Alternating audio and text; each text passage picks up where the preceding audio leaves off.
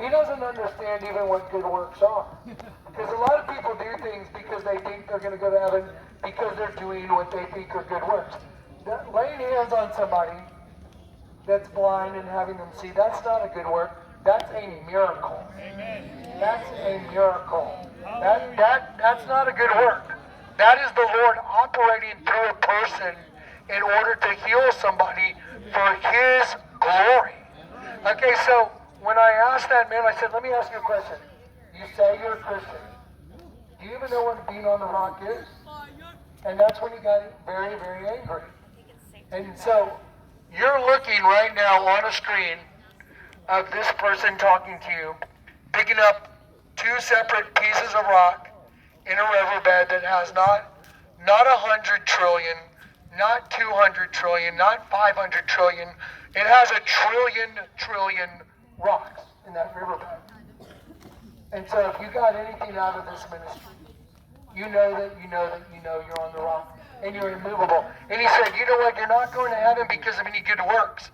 And I said, I know, I'm going because I'm on the rock. And so he was referring to Matthew 7. And that day many will say, Lord, Lord, have we not done many wonderful works in your name? And you know what the Lord's going to say to him? Depart from me, I never knew you.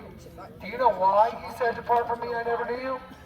He tells you right after that, he said, when the rains came and the wind blew and it blew against the house didn't fall because it was founded on a rock.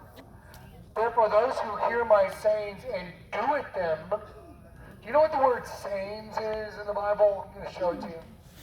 The word saying is logos. It means the word.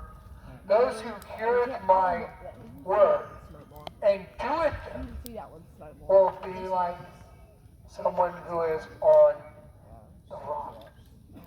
So, we're on the rock. So it doesn't matter when the storms come because no one can convince me. There's nothing that the world could say or do that could tell me that I don't know Christ. Because being on the rock and being converted is the rock. And that's why right there, and you're looking at it, the Lord sent me to the desert and he had me pick up two pieces of rock in that riverbed and he said, put them together. If that's not one of the craziest miracles in the world, I don't know what is.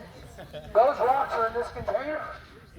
And then someone sent me two rocks that their grandson went out in a planter bed. And he picked them up and he said, look, Grandma, look what I've done. And she said, can I send those to someone? And they sent them to me. When the Lord wants to confirm something to me, he always does it double. When you have an opportunity tonight, I'm opening the containers. You may go in them. You have to take your shoes off. We'll move that rug over there. And you can go in them, and you can look at those rocks. I would like it if you wouldn't pick them up, but I'll put them on the table. The judgment seat container has those two rocks. And guess what? The Lord told me to put them together. He told me to put a silver band around them. I was like, well, how do I do that? And I went over to the guy that does the vinyl in my truck, and I asked him, hey, Lee, do you have any more of that coffee that you gave me? He goes, no, but the guy's he comes by every now and then. I can give you his number. And I said, nah, it's not that big a deal. I went outside to work on my vehicle to put some stuff on it with Patrick, and the very guy drives up. And Patrick goes, hey, there's a coffee guy. And I'm like, oh, wow. And he goes, yeah, he owns Black Rock Coffee. I'm like, what? Yeah, that's the guy. He owns Black Rock Coffee. And I'm like, oh, crazy. So I walk up to him and I introduced myself. And I said, wow, you're the guy that owns the coffee thing. He goes, yeah. I said, yeah, it was really good. I'd really like to get maybe a couple bags. And he goes, well, that's only one thing I really do. What I really like to do is I like to work with rocks and make them into jewelry. Wow. Okay, I just lost my mind. I'll be right back. Yeah. And so now, those very rocks are in these containers. Okay, now, if someone wants to, come at me and cast aspersions on me, that's okay. But you're casting aspersions on everything that's been done here. And so, anyone that's not willing to look listen or at least acknowledge us, I mean, that's someone that's got a closed heart and a closed mind. But I want you guys to remember, in that day, what day? In that day, what day? Day of the Well, the Lord. day that you have to stand before Christ. You got to stand before Him, guys. When you stand before Him, there's only going to be one thing that matters. There's only one thing that's going to matter. There's only one thing. Do you know me? Do you know me? Because He said, depart from me, I never knew you. But then He said, but if you're on the rock, that proves you know me. So now, that's what I would take my comfort in, all of you that came here. And there's proof of it right there on the screen. I document everything. And so you'll get to see this live tonight. So what I'm going to do is I'm going to let the line kind of thin out for the burgers, and then I'm going to jump up here, and I'm going to show you guys some more scripture. We're going to go over it. I'm going to light up that thing on at the end of the door. And you know, at some point, I know the Lord's going to tell me to open that back door. And I know what it represents. I know what it represents. And do I, honestly, do I think that when I open that door, that all of a sudden it's going to be boom, everybody hits the ground? Maybe. I hope for the impossible. Do I believe that I can open that door and nothing's going to happen? Absolutely. But do I believe if I open that door that I'm going to get to see the glory of God at some point? I don't think so. I know so. You know why? Because I've seen it so many times. And it requires a step of faith. So tonight we're going to hang out. I'm going to show you the scriptures. I'm going to show you that Jesus is the Lord God in the Old Testament. Okay, so no one will be able to move you.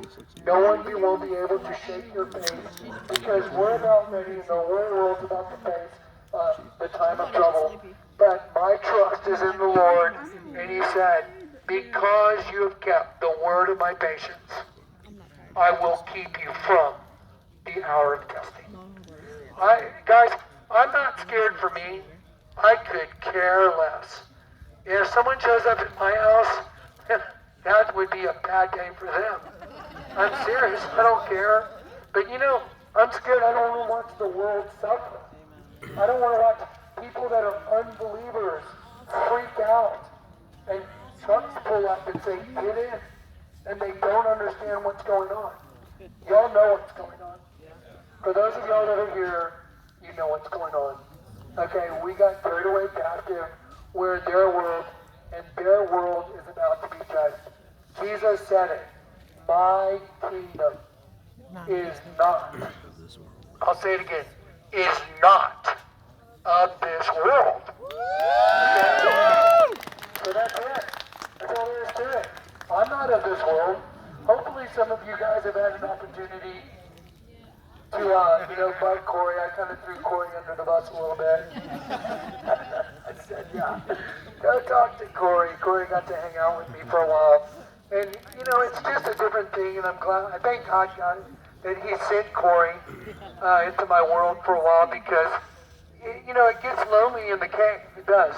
And, but also, Corey and I have a little joke. There's a series called 24, I think, and there's a guy named Jack Bauer. And people that hang out with him don't make it very long.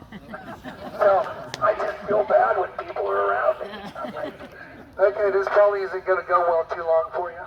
So, because you get targeted. I'm serious. Corey knows it. When you're around me, you get targeted. It's just, that's the way it works. Anyway, so I want you guys to remember, you're on the rock. We're not of this world. And everything you're going to see on the screen that Jim's going to play right now, just think about what it is. Y'all know that Moses hit a rock, right? And what happened to the rock? Split open. It split. It gave forth its water. You're looking at a guy picking up a split rock and putting it back together. Do you get it? Okay. We were the kingdom divided, but now we've been made whole. All right, guys.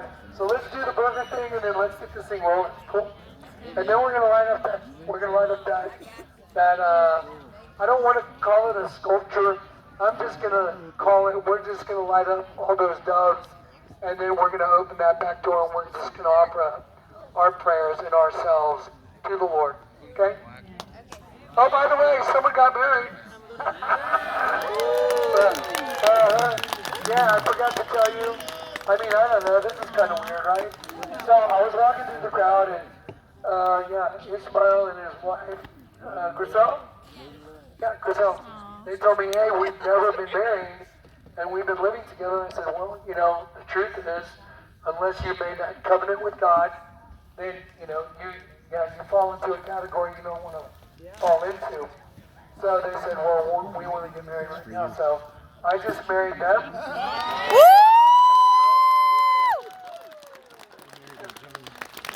I have the authority to marry them. So anyway, so they married each other just a few minutes ago.